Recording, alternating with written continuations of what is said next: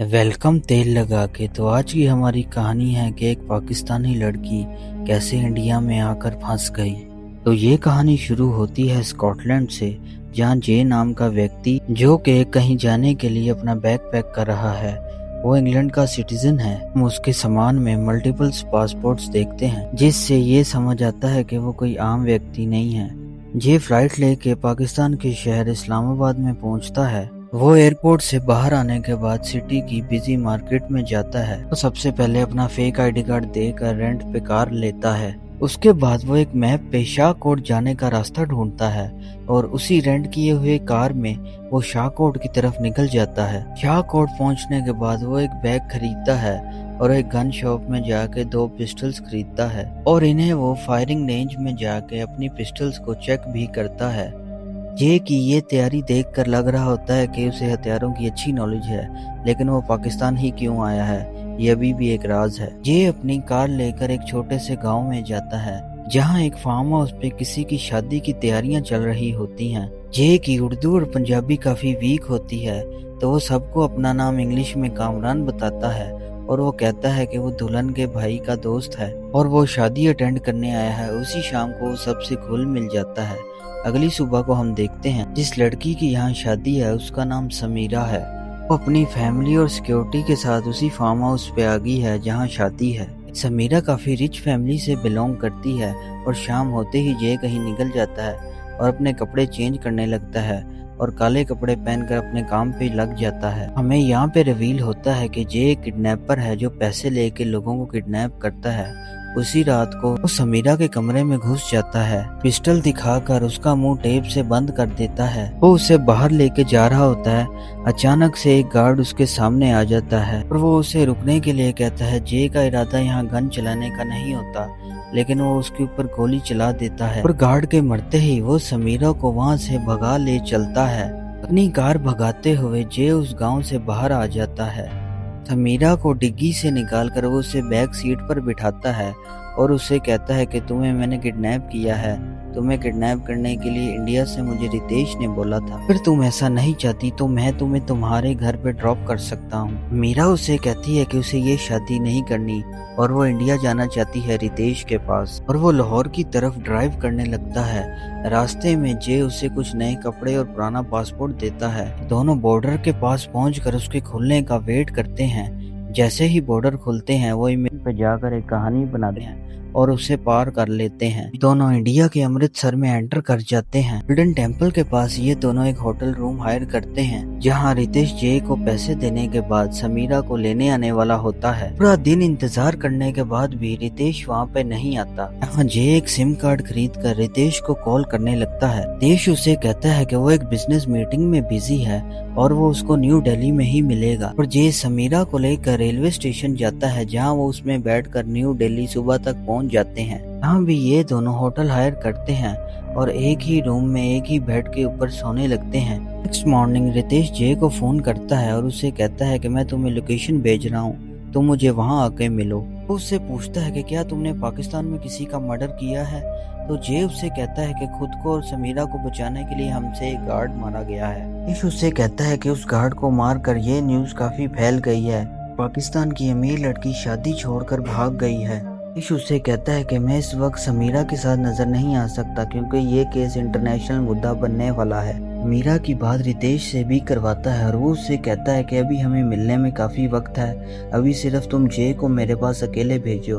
और जे वहां से निकल कर उससे मिलने के लिए जाता है। एक साइबर कैफे में जाकर न्यूज चेक भी करता है और उससे पता लगता है कि रितेश सच ही कह रहा है। मेरा एक पाकिस्तानी नेशनल होने के साथ एक ब्रिटिश नेशनल भी है और ये मुद्दा काफी डिप्लोमेटिक होता गया है। बाद रितेश जे से पहली बार एक पब्लिक प्लेस में मिलता है। उसे वो उसकी काम की पेमेंट $20,000 देता है।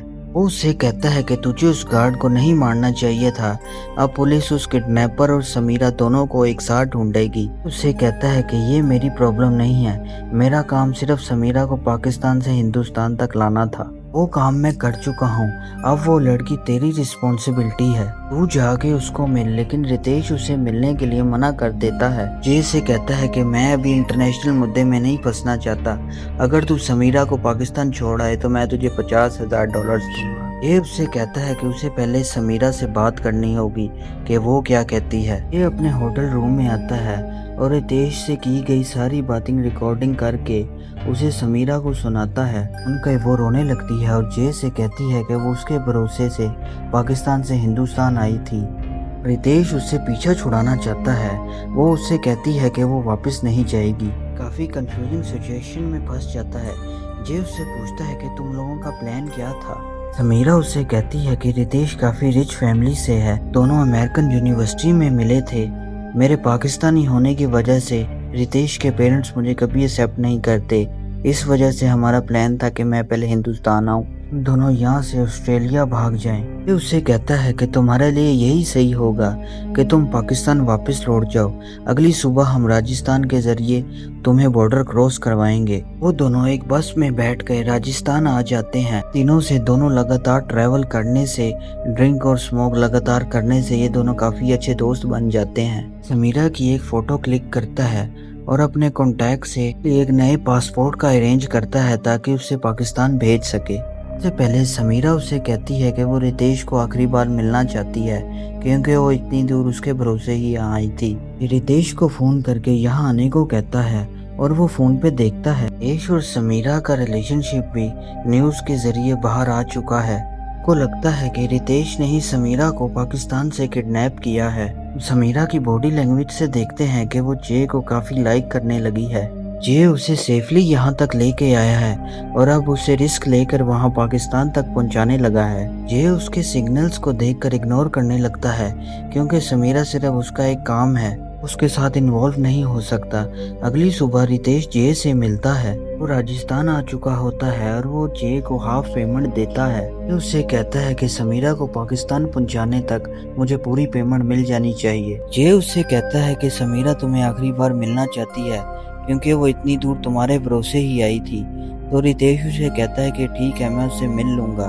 तो जे उसे एक होटल का नाम बताता है जिसमें तुम्हें चेक इन करना होगा। अगली सुबह जे और समीरा रितेश से मिलते हैं और उसके होटल जाने लगते हैं। रास्ते में जे रितेश से अपने आधे पैसे मांगता है। रितेश उसे वेट करने का बोलता है और अचानक से जे अपनी गन निकाल लेता है। हथियार देखते ही रितेश उसके आधे पेमेंट वाले पैसे उसे दे देता है और समीरा गाड़ी रोकने का कहती है। वो उससे कुछ प्राइवेटली बात करना चाहती है। जे तुरंत ही गाड़ी से बाहर आ जाता है। वो दोनों लाउडली बहस करने लगते हैं। रितेश समीरा पर हाथ उठाता है। ये देखकर जैक उसे गाड़ी से बाहर निकालता है। ये उससे पूछता है कि ये तुम दोनों का डायमंड्स का क्या चक्कर है, जिस पे रितेश कहता है कि समीरा एक नंबर की झूठी है और मेरे पास कोई डायमंड्स नहीं है। और अचानक से रितेश एक पत्थर उठा के जे के ऊपर हमला करता है, लेकिन जे उसके ऊपर भारी पड़ता है और वो उसे पत्थर मार ही देता है। ये सब देखकर समीरा काफी घबरा जाती है और वहां से भागने की कोशिश करती है, पर वो जे को फोन करती है और कहती है कि देश उससे प्यार नहीं करता था। और वो उसके जूते निकालती है, उसमें से डायमंड का बॉक्स निकालती है और वो कहती है कि ये रहे उसके डायमंड्स। ये डायमंड्स हम 50-50 बांट कर अपने अपने रास्ते निकल जाएंगे और तुम्हें अब मुझे पाकिस्तान ले जाने की कोई जरूरत भी नहीं है। लेकिन जे उससे कहता है कि हम रितेश की बॉडी ऐसे रेगिस्तान में नहीं छोड़ सकते क्योंकि सबको लगता है कि तुम दोनों साथ में भागे हो और हमें इस बॉडी का कोई इंतजाम करना होगा। और जे समीरा को रेगिस्तान में छोड़ के मार्केट जाता है और कुछ चीजें लेके आता है। वो दोनों रितेश की बॉडी को प्लास्टिक में रैप करते हैं और उसी बॉडी को जला देते हैं।